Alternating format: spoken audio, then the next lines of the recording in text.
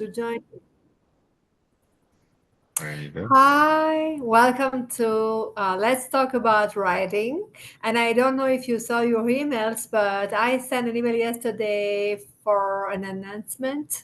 Let's Talk About Writing is now Let's Talk About Writing, how to write and publish a book. Yeah, I'm excited because we have a new membership for only writing prompts. So we are separating a little bit, so I'm super excited. Oh, Diana is here. Hi. Okay, so today we have my dear friend Steven. He's an author and illustrator, but I would love him to just introduce himself. And today is all about Steven and whatever he wants to bring here. Okay. Thank you. My name is Stephen Eurioste, and I am a children's book author and illustrator. I do have my own series. My first book is called Curiosity and Encouragement Change the World. My second book is called Curiosity and Encouragement Overcome Fear. And the third book is called Curiosity and Encouragement Find Hope, which will be out sometime in the next couple of weeks. Just finishing up the art for it and getting it over to my publisher so we can finalize everything, and then it'll be a trilogy. I have written eight of them. My goal is 10, and curiosity and encouragement saved my life. Um, my story, if you really want to get into it, I don't mind sharing it, but they really saved my life. In 2020, my father passed away. In 2021, my mother passed away. And at the end of 2022, my marriage ended up falling apart. January of 2023, I was living in my car, depressed, just not wanting to live anymore. And I wrote the first book in 27 minutes. It just flowed out of me. And I didn't know what to do. I'd never written a book before. I had no idea how to publish a book. I had no idea who to talk to or what to do. So I just Google searched how to publish a book. And I sent some contacts out. My publisher came to me and said, "We love your writing. We love your drawing. We want to publish your book for $5,000." And I was like, I'm kind of living in my car right now. I don't have $5,000. So I pushed on and found a second publisher that said, "We love your book too, and we'll do it for $1,000 if you can give us 90% of your royalties." And I was like, I gotta pay you and give up my royalties? No. So I looked at wanting to self-publish, and as Odelia always says, this is Chinese to me. Uh, I couldn't understand anything. I didn't know what was what, who was who, editing, formatting, anything. Um, so I was posting in Facebook groups, and my publisher reached out to me and said, "Tell me your story." From my car in Colorado in January of last year, snow outside, freezing. I told her my story, and we started crying over Messenger. She sent me $200 and said, "Go get a hotel room, take a shower, get something to eat, and we're going to talk." And sure enough, I was so grateful. I found the closest hotel room and got a room, got some food, took a shower, got cleaned up, feeling good. And she said, "I want to publish her." I said, "Well, I don't have any money to be published." And she said, "I'll tell you what, do some marketing for me, do some Facebook posts, and help me find some new authors, and I'll publish you for free. You keep your copyright, keep your royalty, and we'll just work together." And it built this entire relationship. She's based out of Texas, and I've learned how to do marketing. I've learned how to do publishing. I've learned how to do editing. I've learned how to do podcasting, which I'm wearing my shirt.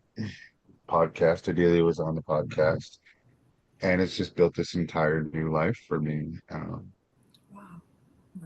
I haven't looked back since. And it's Susan, right? Correct. Yeah. So Susan is also my publisher for my children book, but today it's not about my children book. But I want just to say that Stephen will share with me about Susan, and we connected, and she is taking care of my children book as well, and she's really kind, and she will be on. She will be our guest next month. So I'm Mm, super excited to have her here with us. Yeah, like I always say, it's Chinese. Maybe I should say it's English because, but yeah. So, what part of all that process do you want to tell us more about? But first, I just want to say thank you so much for sharing that amazing story. It's really, really unique, and you are so amazing. And thank you for being with us, sharing that. So, You're welcome. It's uh, it's come to be who I am because for the longest time I was lost. I didn't know where I was going. I didn't know what I was going to do. I didn't know what the future held. I didn't know how I was going to get my next meal. Something inside of me just wrote that. And um, the premise of my book, Curiosity, is a cat that's unlike any other cat. Um, he doesn't see, wanting to play with cat toys or pounce around or anything like that. He wants to change the world, and he doesn't know how to change the world. He starts by becoming an explorer, an astronaut, thinking of all these visions of maybe coming up with a new idea, and he just can't do it. And encouragement comes along, and she says, "What are you doing?" And she gets excited about it. She starts encouraging him, and they start talking, and they start falling in love. And curiosity discovers love, and encouragement finds that kind of funny because we already have love, and so he takes it as he changed the world, even if it's just his world of the person that he loves and who loves him back. And it's a basic premises of love will change the world.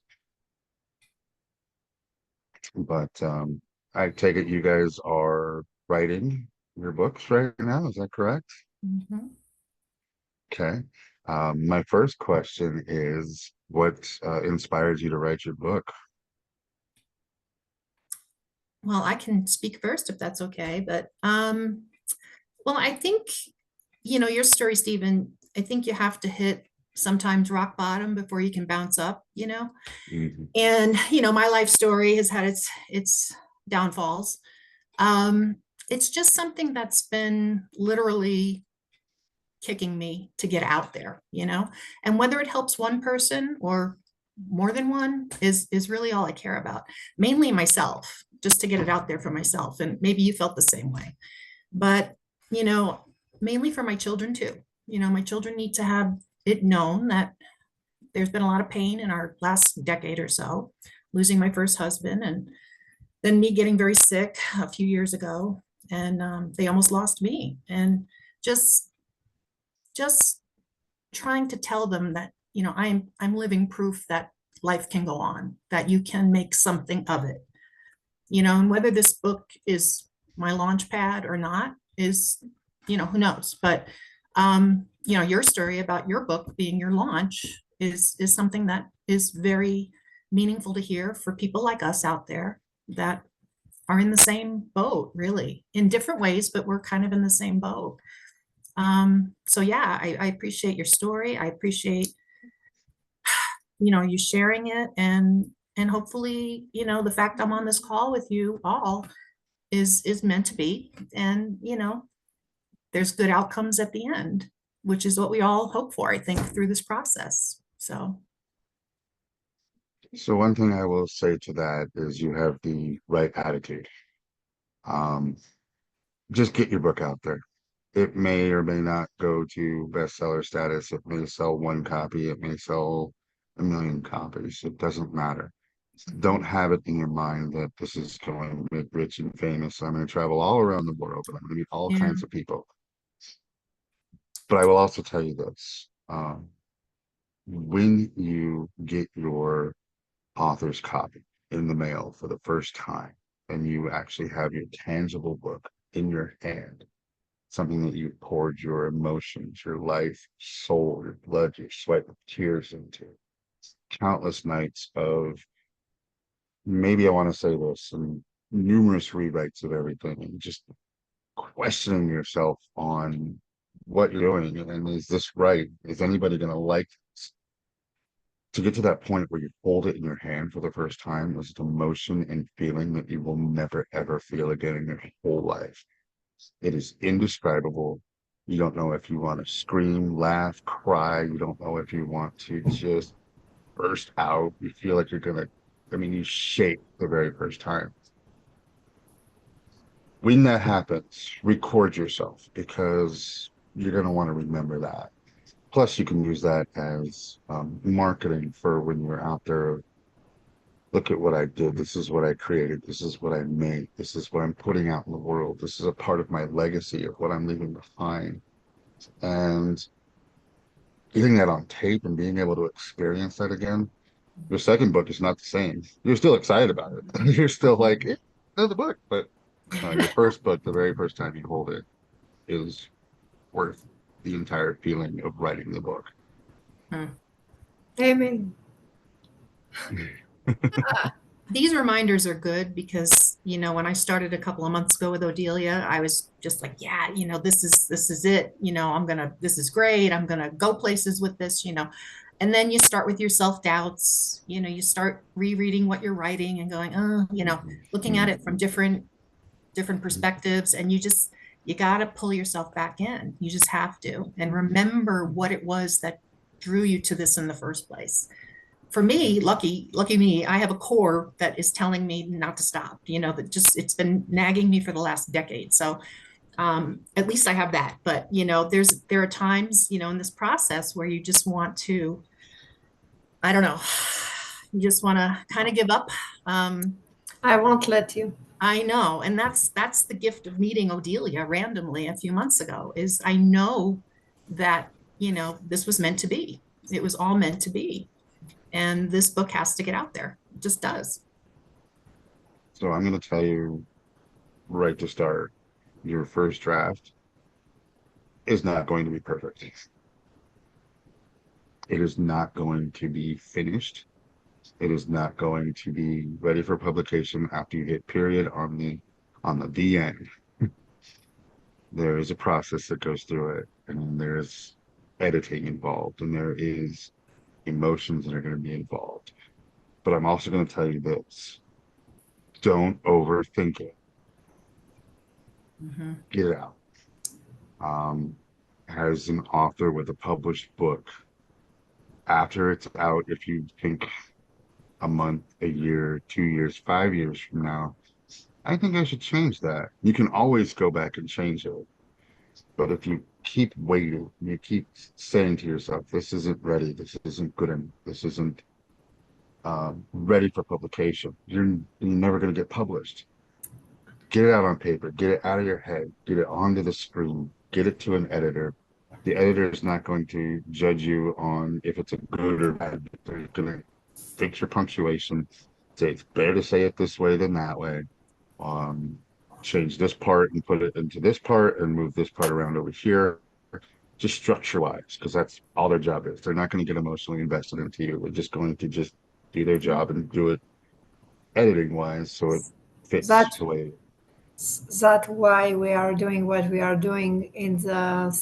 I'm always telling Teresa and other people I'm working with, you don't go to edit your own stuff. You just take care of writing it. And sometime I need to say, you need to stop for a moment, or you need to go there and do this, and and it's not always pushing to go to that moment of publishing, because it's a long process, and we need to be really careful of what we are going through in that process. and we need to respect that. So yeah, but I think the most important is to finish that and then go to people, like you said, editor, publisher, illustrator, or whatever. We need help from other people, and it's okay. I used to think that I need to do everything, I need to learn everything, and today I know I no, no, Oh, yeah. thank you. Oh, yeah. I'm writing, and other people, they can do whatever they need to. I don't really. But the most important, I think, is to have the right person working with, because the relationship with your editor, even though it won't be involved too much in the process or emotion or whatever, I think it's really important to have a good fit with a publisher and an editor. Oh, I agree. Yeah. So, Diana, thank you, Teresa. You're Teresa, welcome. she is amazing. She's writing. Oh my goodness, like she's really good. Thank you. Thanks. Yeah. Now the Diana, please, you want to share a little bit? Sure. Well, first of all, Stephen, your story is very inspiring. And the first thing I thought of was curiosity killed the cat. So I love that your books don't kill the cat. And I was really pathetically shy. Odelia and I talked about this, like painfully shy growing up, and was one of 6 kids. And so felt lost in the shuffle and like I didn't matter. And so like what a book like that can mean to a child, I think, when you don't get that from your family and parents is huge. Because I think about I have 2 grandkids and like I want them to know, like I always one of the things I love in any positions I've had where I'm mentoring others is like, remember the world is your oyster. You can do anything you want to do, and I think as humans, we don't encourage, like, I think we're getting better at it, but we don't encourage each other enough that that's the case. And I know I wasn't, I was stuck in a restaurant job for like 10 years and I'm like, this is going to be my hell on earth. I'm not smart enough to do anything else. I'm not, that's what I thought. And, it wasn't until I went through a divorce that all of a sudden I was like, I found my voice and realized I was smart and I had something to contribute. So, that kid's book could change a kid's life, I feel like, just from what you have said it's about. I absolutely want to get it for my grandkids. Oh, The whole series, like it's Me really, too. it's an important message, like, really important. So kudos to you. I love it. I love your whole story. You're brilliant. Um, well, flattery will get you everywhere. He's brilliant. Thank you. He's brilliant. I love it. It's amazing and it needs that story really needs to be told. Can All, you put the link in the chat, Stephen, please? yeah. Yeah, Oh, please. for the Amazon? Yeah, Yes, please do. I have them. So I'll tell you what. I'll tell you what. Everybody's in Colorado, right? So I meet you guys and sign it for you, so that way you don't Great. have to actually purchase it over Amazon. Okay.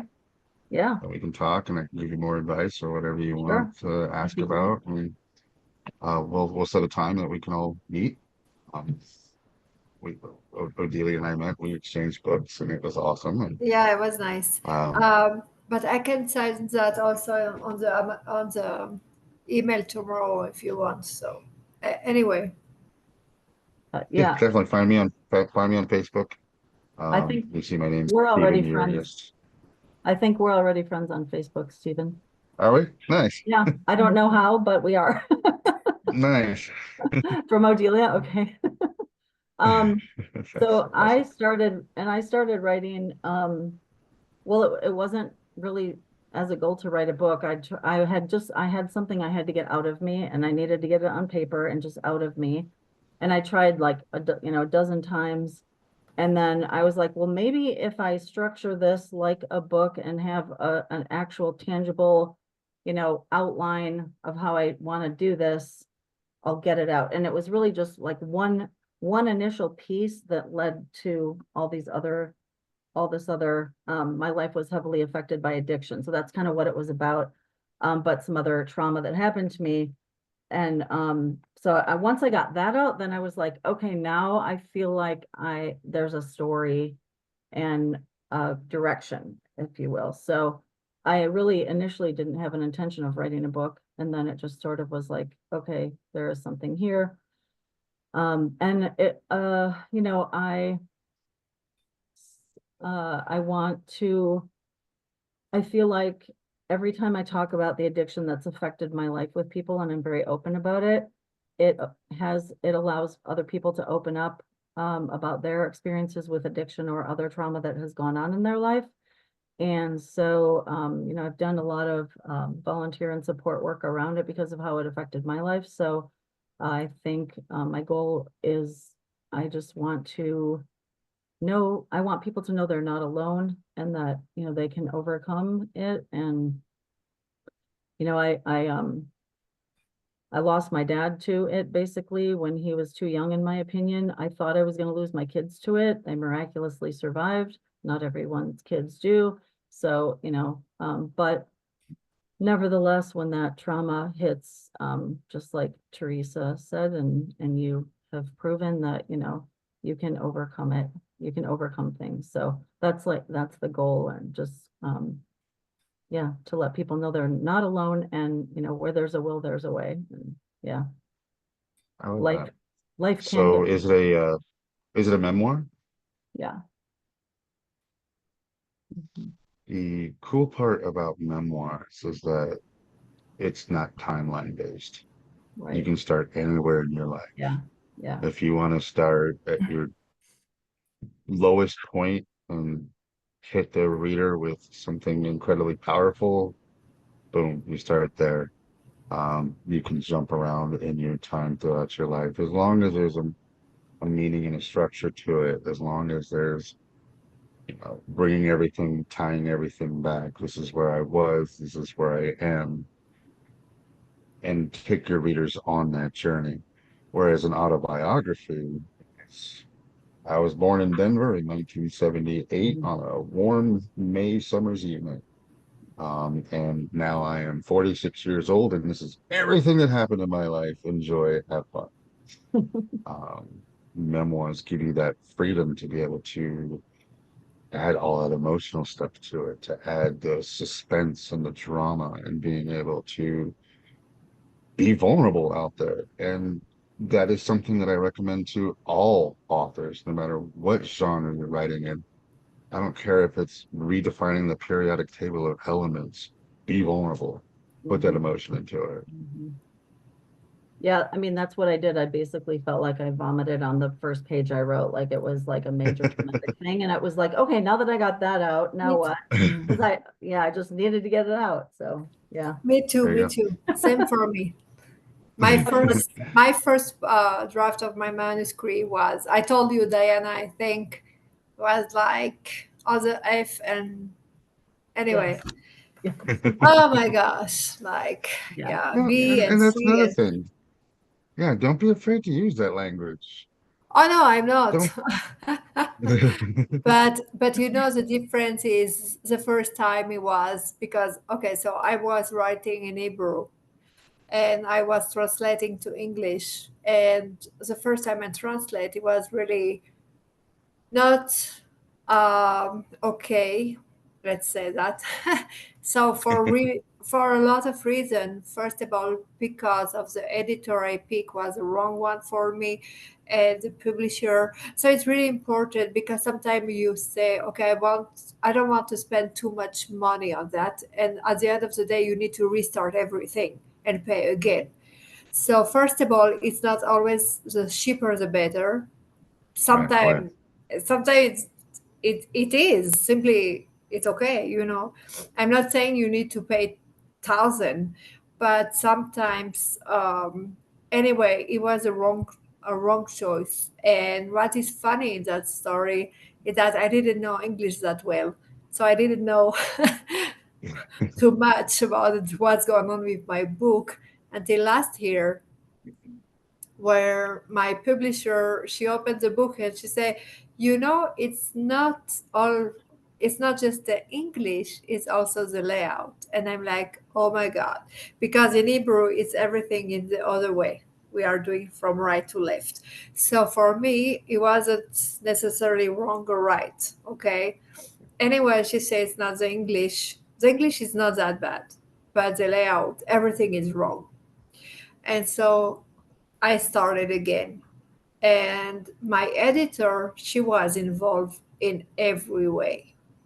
And what she told me is that you are not going to write another book. You are going to take that book and invite your reader inside because you did it the first time for healing and for, for yourself. Now it's time to invite you readers. Now in Hebrew, my book was really good, but we decided to stay here.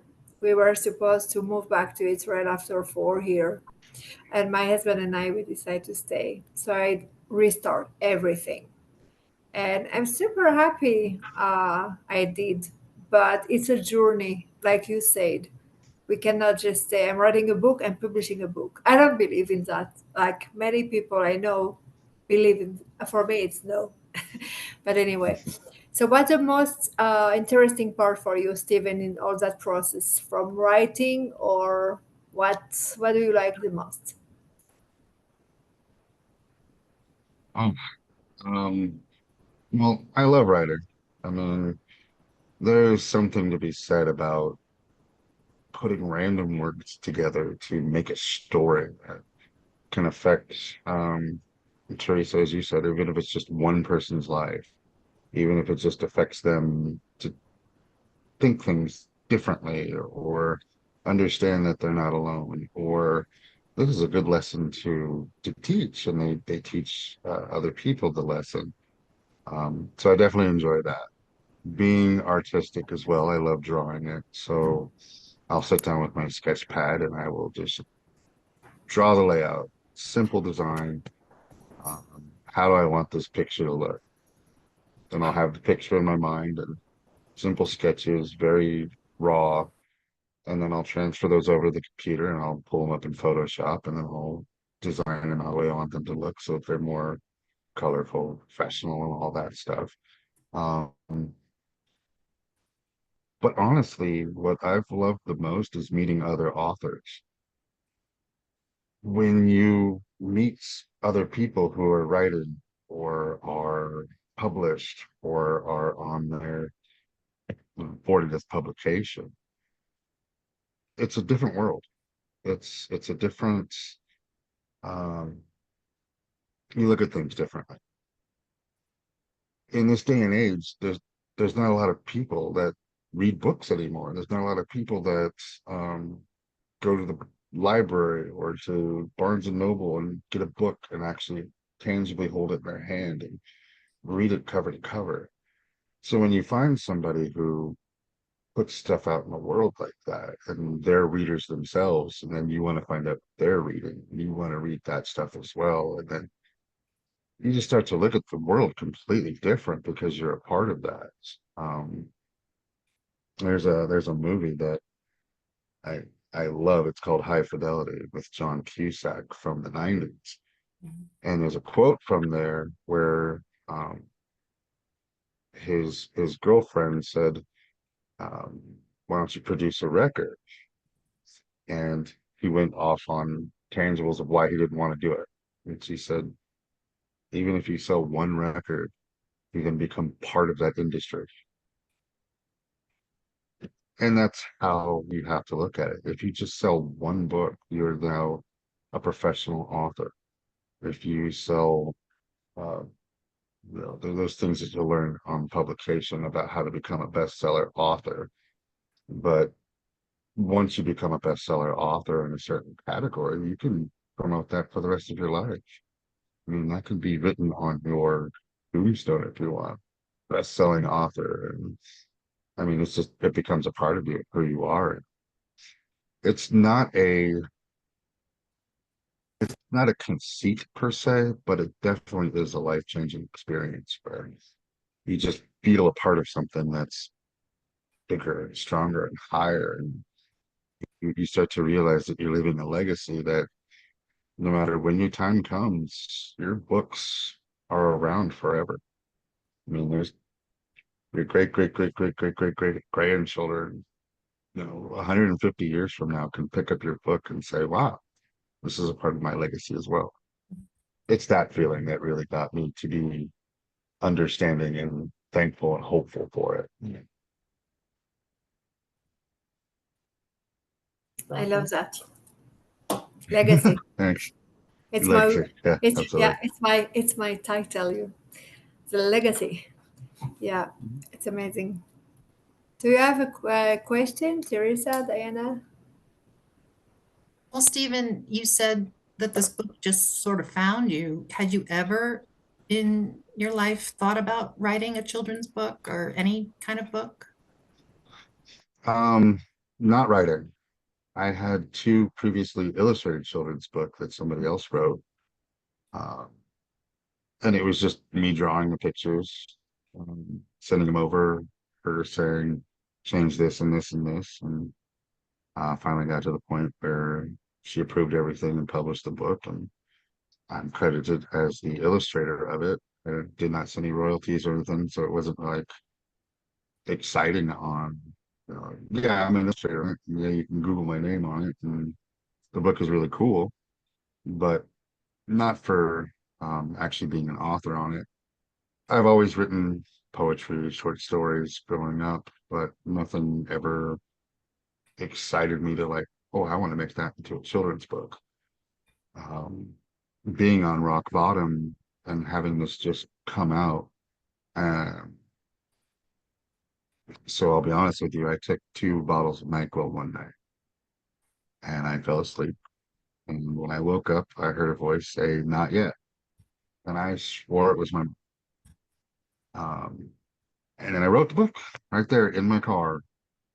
Hmm. I just wrote it. It just came out. I can't describe why it came out, but I wrote page for page, word for word, exactly how it was. And I saw each and every page in my mind as I was writing it.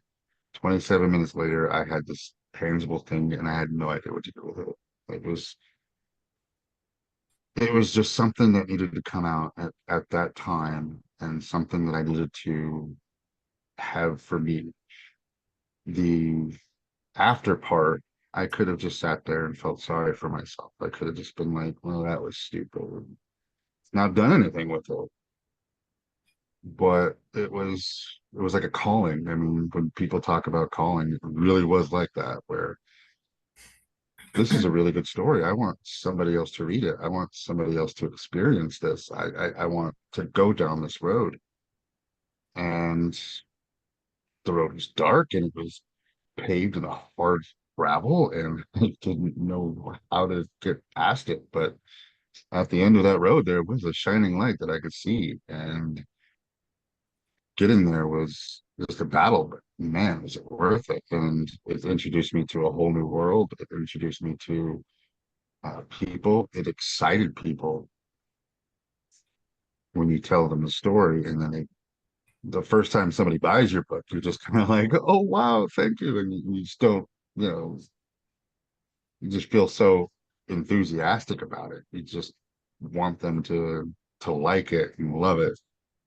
And that's another aspect that I've had to endure is that not everybody is going to like your book. There's going to be people that are going to read it and they're going to be like, I just couldn't get into it, or I didn't like the characters, or I didn't like the concept, or I didn't like this or that or this or that. And that's okay.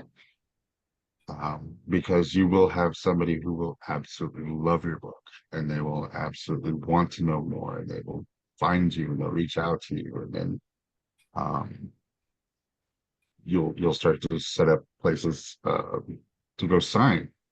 So you bring copies of your book and you go sign, people talk to you and give them an autographed copy and they meet you and they feel connected and those are amazing experiences as well. It's funny. My job before I had to leave it a couple of years ago, I used to educate in the pharmaceutical industry on an oncology product that treats the blood cancer that my first husband passed away from. And just that part alone would get people listening to how this drug could help their family member or their patients or whoever. And I got randomly offered this job one day. I mean, I got a phone call that said, hey, we see you educate at University of Colorado. I was helping doctors how to, teaching them how to write in their charts and stuff like that. And I said, yeah, I teach doctors, this and that. They said, well, this would be educating on an oncology product. And they give me the name of it. And I realized it's for the blood cancer that my husband had. And they had no idea. It was just a random phone call out of the blue. And I took the job. I tell that story and people would come up to me and say, you have to write a book. I mean, I must have heard it 25 times at least, when I was giving my presentations. Well, last Friday night, I was out with a girlfriend. We went to go see the Beach Boys down at the Colorado Springs, the new amphitheater down there. And we were sitting at a bar and there was a couple sitting next to us. And he's a dentist and she's a nurse practitioner. Anyway, we had a lot in common as far as the medical stuff. And I was starting to tell a little bit about my story about my husband and how I used to work in pharmaceutical, blah, blah, blah. I never got to the main stuff that's happened in the last few years, my brain injury and having to quit working. I never even got to that part. But wow. He goes, you need to write a book. And it's what I needed to hear because, writing my book now and having the ups and the downs, it was just a good reminder that he knew 1/10 of my story. And he said, other people need to hear that, and that was just so enlightening and I needed it. It was right when I needed it. So, you're a good example of something happening in your life right when you needed it. And we all have those stories. They're all, every one of us experiences these things. It's just a matter of recognizing it and putting it to some good use. So absolutely. Yeah. And not giving up on it, not putting it on the back burner, not fulfilling what you need to fulfill in there. When you're writing, you're gonna have times where you just you stop and you don't know what else to type. It's in those moments that I say, type anything. You can always delete it. You can always go back and change it. There were times where I would practice my cursive. No particular reason. I just went to Catholic school, so penmanship was part of a curriculum that we had to be in. So I learned how to do cursive perfectly. And there were times when I would just do cursive and people would say, your handwriting is so awesome. So when I just can't do anything else, I'll just start to do cursive because it'll start to get that blood flowing. It'll start to get the imagination going. It'll start to get you into that mindset of that's what I need to say. And then all of a sudden you'll just start going and you'll start putting it out there. Look for inspiration around as well.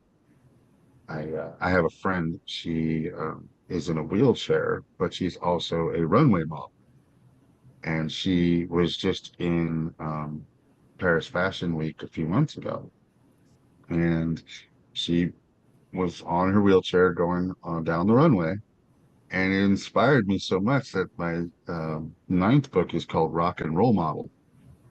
And it's this spunky cat with a mohawk and in a wheelchair, and it's going to be designed to people in wheelchairs that are also awesome too. So don't be afraid to friend them because they're going to show you a different side of life on things, especially if they can be, like her, it's just completely out there, an extrovert that just is like, check me out, look what I can do. And those are the people you want to surround yourself with because they're bringing positive and they're bringing emotions and they're bringing just things that you want in your life.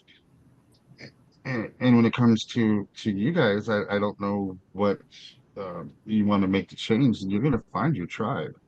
You're going to find your people that are going to surround yourself with that are going to be like, instead of, well, you shouldn't really talk about that, to hell yeah, put that out there. Oh man, that's awesome. And start pushing you and start building you up. And then when you finally get that release of publishing the book, they're going to be like first in line, and I got the book and you need to sign it for me. And this is going to be awesome. And we're going to travel the world together. And just having that open mind and having that ambition, having that Segment on things will get you over that edge. I'm already in line, so I'm the first one. Sorry. For all of my authors, I'm the first in line. You can wait behind me. I'm like, first book for me, yeah. For Nice. all my Very authors, nice. like, I'm like, no, it's mine. The first is mine. So, yeah, it's so Also from amazing. a So amazing. What? also from a fellow author, Red Bull, coffee, they're miracle drugs. Yeah. They put you into that mood of like I don't know. We have a nurse here, so. Well, no, I'm a coffeeaholic. I, I don't get wine, my Okay, coffee. Oh my man, my forget it. medicine that gets me to write is wine. I'm like, a glass of wine, wine. Oh yeah. you So know. it's interesting. There's only one downfall on wine, and that It- It's interesting because I was it's doing hard to that. type. Yeah. Yeah, you got to take a sip every once in a while. Yeah. But no, I usually just have one glass and it just like, I don't know, when like I paint furniture too, and it's like it's always wine and music and whatever I'm doing. Wine and music writing, wine and music painting, you know, just like I don't need a Yeah. lot. I used to sell wine, so I just really enjoy it, you know. Nice. Yeah, wine is good. I when I first started writing, I told Odelia knows this, but I like I said, I was in the restaurant business, so I didn't even want an email or to look at a computer because my ex-husband was addicted to, well, I found out later he was addicted to porn and he was always on the computer, but I thought he was working. And so I got so turned off. I'm like, I want nothing to do with computers. Well, then I was like, if I'm going to reinvent myself, I maybe need to figure this stuff out. So I taught myself how to type and all the Microsoft Word or Microsoft Office programs and all of that. And so I used to journal when I was younger and everything, and then I kind of quit and I felt like everything was negative, but it was just like me releasing emotion. And so I was working at this domestic abuse sexual assault agency and coincidentally had experience personally with both, unfortunately. And so once I started to learn how to type, and then I'd have a break, and I was like, I can write, and I just and like you said, I remember like not knowing what I was going to write, so I just started writing words on the page that didn't make any sense, you know. You know, chocolate dogs, whatever, like, you know, every word that came into my mind. And I actually was going through therapy also for being assaulted at the time. So I remember one day just like again vomiting on the page and writing basically about like how writing about like a salad or something. I have the writing here. I have to show it to you, Odelia, sometime, or maybe I'll share it. It's kind of intimate because it was I basically heard like about that. making a salad, but like I was using the words that were used to me when I was assaulted. So like very graphic female body parts, just let's put it that way. But it was like on the salad. So it's kind of comical, like sad but comical, but like moving, I would like to say. I think anyway. And it was very short, like a couple paragraphs, you know. But it was like once I got it out and it was I was like, okay, there, that doesn't really make sense, but at the same time it does. And I like to find humor in things because it's gotten me through every day in my life. So I had to make it funny. It was like, you know, it was you know, traumatic, but it was I made it funny. Like I turned something that was traumatic into something funny, let's put it that way. So um you know, and so I one from that experience, it just helped me continue to keep, you know, going, okay, when I don't know what to write, you just start writing blah, blah, blah, or whatever on the page. Mhm. So it Absolutely. was You very can good. write. You can Very, write. I don't know what to write. yes, it was I'm very always doing therapeutic. that. Yeah, Like, yes. so I love. I used to write like you are describing, like with coffee and not judgment, right? But when it's becoming something you are doing all day long, sorry, all day long every day, I needed to cut out some coffee, wine, and just okay, it's a business. It's not, but yeah, I understand. I love it. You remind me of really, really, really good stuff. Absolutely. Yeah, you can use also. Yeah, I don't know what to write or whatever you want. It's Also, Sometimes just the I just swear a up to lot, you. like you said in your book. I'm just like swear all swear words. I'm like mother, you know, whatever. Yeah, me too. That's how I started. Yeah. It was fun actually, I think. It's a But good you relief. know, when I discover I needed to we are like my husband and I decided we are staying here and I needed to start all over. I had to make some change, but I was ready for the change because I had the opportunity to process everything and to go through for me first. So it was easier to invite the reader in and to change a little bit of all the curse and everything. But I didn't change everything, most of it. I'm really glad you stayed, Odelia. Well, thank you. Agreed. Yeah, I'm glad too. But what I'm always saying, I met yesterday with a lady. She will be on the legacy on the capturing legacy on Thursday, and she was asking me a question, and she was like, "Oh, about that, about that, about that, about that," and then I explain, and then I look at her. I'm like, you know what? Do whatever you want. This is your story, you know, this is your legacy, and it will be okay. I'm really, really, and so she hugged me and she's like, oh, thank you, you know, because I think we need to stop with all that uh, rules and you should and you could and you may and Yeah, I just, agree. uh, Let it out. So just yeah, vomit on and the paper, like you Yeah, yeah, yeah. so said. you should write a book. No, I'm kidding. There's two things that I wanted to bring up. Number one, there are some amazing tools out there. Don't be afraid to get like a text to speech. So instead of typing it out, your fingers all have to go out of control and you're trying to think, how do I spell supposedly again? You just say supposedly and it comes up. So text to speech is fantastic, especially if you need to get something out. Number two, on Messenger, start a messenger with yourself. You always have your phone with you. Um, and if something comes up, something inspires you, even if it's just like a one word or a picture you want to take a picture of and not show it to anybody, you want to have it for later, you send it to yourself. I have a messenger message to myself, and it is horribly long right now.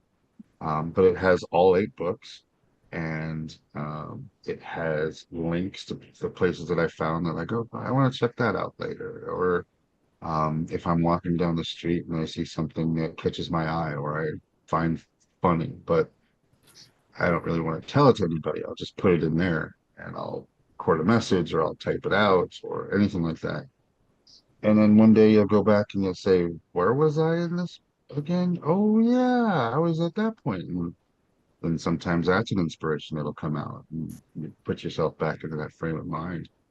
Especially if you find inspiration anywhere, don't be afraid to send that out to yourself, even if you don't want to share it with anybody else. I do that. I message myself with the phone and, I'll go back and review it and take notes down on what I said. And some of it doesn't make any sense. A Hmm. week later, I'm like, what was I even thinking last Friday night or whatever? Um, but sometimes it makes a lot of sense. Sometimes it's such a good reminder for myself. And so, yeah, Hmm. it's a great idea. Agreed. Yeah. Agreed. Um, I was a former stand-up comedian, and Ah, um, back in the 90s, Radio Shack sold this voice recorder that had these little mini cassettes in them. It was like 60 minutes on each side. Mhm. And I just carried that in my pocket. And if I would see something funny or I would think of something funny, I would just push record and I'd say whatever it was and I'd push stop. And by the time I got done with comedy, I had 42 different tapes of those. ah. And I tried listening to them one day and I was like, the hell was that? Was I really thought that was funny at the time? Why was I thinking that? But then there were other times I would just back myself up like, oh my God, that was so hilarious. That's a great idea. I actually have one of those little cassette recorders. Yeah, I it has had my one. father on it. My when my son was like 12, he's gonna be 30. he recorded his grandfather, my dad's life story. So yeah, I have that Oh, somewhere here in Wow. the basement. Yeah. So well, that's a I gift I right had that. there. it Yeah, is. I Yeah. had that with my mom, but I lost it. So, but I did record her and everything. Anyway, but yeah, Well, yeah. super cool. These are just all good reminders. So thank you all for, yeah. Yeah, no, I'm enjoying this. Did you guys have any other questions you wanted to ask of me, or? Well, what age did you shoot your books to be for? Like what age group of children? So idealistically, it's anywhere between 4 and 8 years old, um, for the message in it. But Love Will Change the World can go for any age. When Mhm. somebody understands that, when somebody feels that, when somebody gets it. I mean, I've had adults tell me that this is one of the coolest stories they've ever read, Yeah. because of that. And I use emotions for all the books. Like the second book is called Overcome Fear, and Curiosity is woken up from a lightning storm, and it cripples him with fear, and he doesn't understand why. So encouragement is there, and she, talks to him, letting him know it's okay, that um, you don't need to be scared, you're safe. And they come to find out that when Curiosity was a little kitten, he was in a box all by himself, and a lightning storm happened, and he was all alone, and he was afraid. So it was a past trauma. And she basically tells him it's okay to feel that emotion of it, and how to kind of work through it and get back to normal life on it. Um, the third book is Curiosity and Encouragement Find Hope. And Hope is a new character that's being introduced. And she is this like beautiful cat with hearts all over the place. She's just happy go lucky, and she ends up getting bullied at school. Well, she takes the premises of love will change the world and patience and understanding, and she learns to find out about the bully and why he's being a bully. And it turns out that he comes from a home where, it's kind of run down, and there's always yelling, and maybe it's just a broken home. And she gets to understand who he is as a cat. And when she accepts him, and he accepts him, then he grows and starts to not be bullied anymore, and his life starts to get better. So just little things that I want to teach kids to help, instead of using anger or fear or violence or negativity, turning it all into a positive with hope and understanding and patience and kindness and love, and using that as a tool for yourself to just better yourself at a younger age. Mhm. At any age can use that reminder. Yeah, Agreed. I'm thinking of Absolutely agree. my 29-year-old son. I think he would benefit from your books. So, Well, they're super cute. I will say that. I okay. took time in drawing them, and the third book is going to be so far the best illustrated, because I've been drawing them for so long that I start to know exactly how many hairs and how many whiskers and shapes of ears. Mm. The first, a lot of different styles too, because I just didn't know how I wanted it to look at the time. Um, but then all of a sudden I started to get more consistent, and the second book was more consistent. The third book is not only more consistent, but now it's a lot more detailed. So there's more shadows, there's more dimensions, there's more characters, there's more um, angles and depth and things like that that I've come to really enjoy. And then the fourth book is going to be even more. yeah. There's just a lot to it. We Right. just get better with time, like with everything Exactly. else. We Like are a doing fine it wine. well. Yeah. The first time is really hard and really, but with time, you're just doing better and learning. So, Exactly. And allow yourself that. Allow yourself to YOLO. grow and change and adapt. And um, don't take anything personally. That is another aspect that I've learned, is that people who are jealous that you have a book are going to say some horrible things. Hmm. Do not take it personal. Just understand that they wish they could do what you did, and they wish I, that they could express those feelings the way you express those feelings, and they will try to knock you down. Don't let that happen. Stephen, I hope you will be nice about my book. No, I'm kidding. I'm I kidding. love your book, Ellie. Really? Yeah, I'm you so put a lot of afraid. you put a lot of emotion into that. Really? You think so? Yes, I do. Anyway, no, it was just a joke to be nice to me, Stephen. It No, wasn't it's not a about my joke. book. It was like just Yeah, be kind. No, I'm kidding. He's always kind. Uh, no, no. I loved your you book. are the I best. really did. It's You are the it helped I me have understand you a little bit more. I I what? have to run. I have to go. But Yeah, we have to go. Yeah. since you and I are friends on Facebook, I can message you or message me. I got to run out to an appointment right now, but Yeah. and let's figure out how to coordinate getting together so I can get absolutely. your books. And yeah, And Thank if nobody's you told you, so much. Diana, I'm proud of you. thank you. I'm proud of you. You're All right, amazing. get that You're book out.